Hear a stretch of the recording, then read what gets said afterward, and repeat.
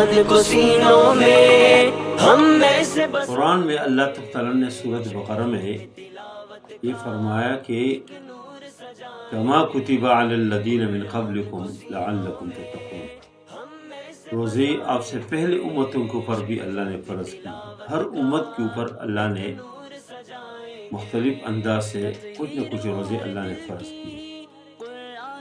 اور پھر اس کا وجہ ذکر کیا لعلکم تتقون، تاکہ تقوی پیدا ہو جائے آپ میں۔ تقوی، اللہ تعالیٰ کی خشیت، اللہ کا خوف، اللہ سے ڈر، یہ انسان کے اندر روزے کے ذریعے سے پیدا ہو جاتے ہیں۔ اور دوسرا مقصد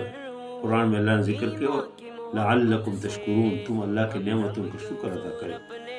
اور تیسری نمبر پر فرمایا وَلَتُكَبِّرُوا اللَّهَ عَلَىٰ مَا هَدَاكُمْ، تم اللہ کی کبریائی بیان کریں، اللہ کی بڑائی بیان کریں۔ انسان کے اندر تقوی پیدا ہو جاتے روزے کے ذریعے سے، اس لیے کہ انسان جب اس کے سامنے حلال رزق ہو وہ نہیں کہتے تو حرام کی طرف کیسے ہاتھ بڑھائیں گے؟ انسان جو ایک مہینے کے اندر ایک مہینے کی اسٹیئرنگ سے گزر جائے اور حلال اور حرام کے اندر تمیز کرے، آگے بھی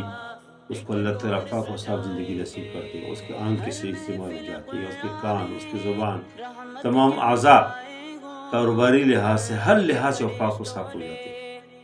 اور دوسرے ہے کہ جب انسان روزہ رکھتے ہے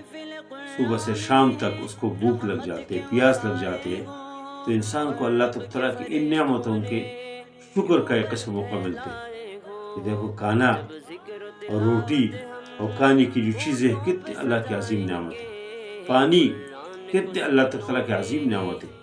انسان کو ان نعمتوں کے اوپر اللہ کے تعالیٰ کے شکر ادا کرنے کے موقع ملتے ہیں، سوچنے کا موقع ملتے ہیں۔ اور اللہ تعالیٰ کی کبریائی، دیکھو انسان اللہ تعالیٰ کے سامنے ہاتھ اٹھاتے، قسم سرنڈر کرتے، یا اللہ آپ سب کچھ ہے۔ جب صبح اذان ہو جاتے ہیں مؤذن اللہ اکبر کے صدا لگاتے ہیں، اللہ کی کبریائی کے اعلان کرتے ہیں، تو شام تک اللہ تعالیٰ کی کبریائی کی پھر انسان انتظار کرتے ہیں۔ جب مؤذن پھر کہتے کہ اللہ اکبر، تو پھر انسان کھاتے ہیں اور پیتی ہے۔ اور اسی دوران انسان خفیہ جگہ کی جگہ پی سکتے ہیں، کھا سکتے ہیں، کسی گھر کے اندر، کمرے کے اندر، کسی خفیہ جگہ میں،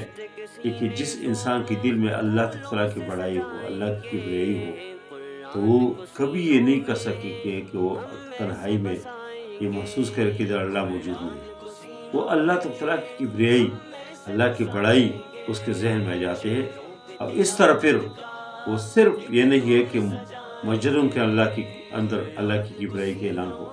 بلکہ اس کے اندر یہ جذبہ پیدا ہو جاتے ہیں کہ اللہ کی کبریائی ہر جگہ ہو، بازاروں میں ہو، شہروں میں ہو، گاؤں میں ہو، پارلیمنٹ کے اندر ہو، عدالتوں کے اندر ہو، اور پوری طرح اللہ تعالیٰ کی بڑائی اور کبریائی کی جو نظام ہے یہ قائم ہو۔ روزہ بہت بنیادی عبادت ہے،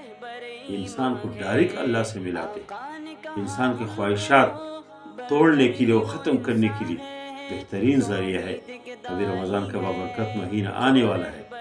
ہمیں اس کی تیاری کرنی چاہیے، دعائی کرنی چاہیے کہ اللہ ہمیں روزہ نصیب بھی فرمائے، اور پھر روزہ صحیح انداز سے رکھنے کے اللہ میں توفیق عطا فرمائے، روزے کی جو تقاضے اس کو پورے کرنے کے اللہ توفیق عطا فرمائے، اور روزہ گزرنے کے بعد پھر اس روزے کی قبولیت کی دعائی کرنی چاہیے۔ اور جس طرح رمضان کے اندر انسان پاک و صاف زندگی گزارتے ہیں، 5 وقت نماز کی پابندی کرتے ہیں، قرآن کی تلاوت کرتے ہیں، حلال و حرام کی تمیز کرتے ہیں، آنکھ کی غلط استعمال نہیں کرتے ہیں، کان اور زبان اور ہر چیز،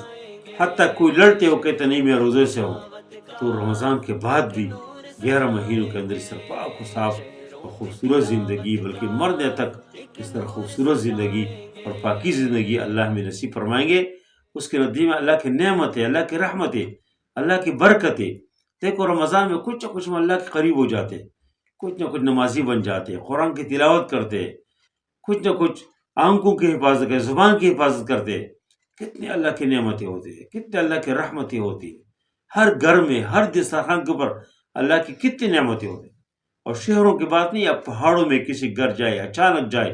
افطاری کے وقت، اس کے گھر کے اوپر اس کے دسترخوان کے اوپر بے شمار نعمتیں ہوتے ہیں، لیکن جو ہی عید کی چاند نظر آ جائے ہم مسجدوں کو چھوڑتے، ہم اللہ تعالیٰ کی اطاعت اور فرمانبرداری کو چھوڑتے ہیں، شریعت کے اوپر عمل کرنا چھوڑتے ہیں، قرآن کی تلاوت چھوڑتے ہیں، حلال و حرام کے تمیز چھوڑتے ہیں، آنکھوں کے جس طرح استعمال بہترین استعمال ہم رمضان میں کرتے ہیں اس کے برعکس ہم غلط استعمال کرنا شروع کر دیتے، غیبت شروع کرتے، گانے سننا شروع کر دیتے، وہی بینک بیلنس، وہی پیسہ، سب وہی تنخواہ ہوتی ہے، لیکن پھر برکت نہیں ہوتے۔ اس کا وجہ ہے کہ ہم دین کو پیچھے ڈالتے ہیں۔ اس لیے میں دعا کرتا ہوں کہ اللہ تعالیٰ رمضان کے بعد بھی رمضان کی طرف پاکیزہ اور خوبصورت زندگی اللہ ہم سب کو نصیب فرمائے۔ وصلی اللہ تعالیٰ علی خیر خلقہ محمد وعلی آلہ اجمعین برحمتک یا ارحم الراحمین۔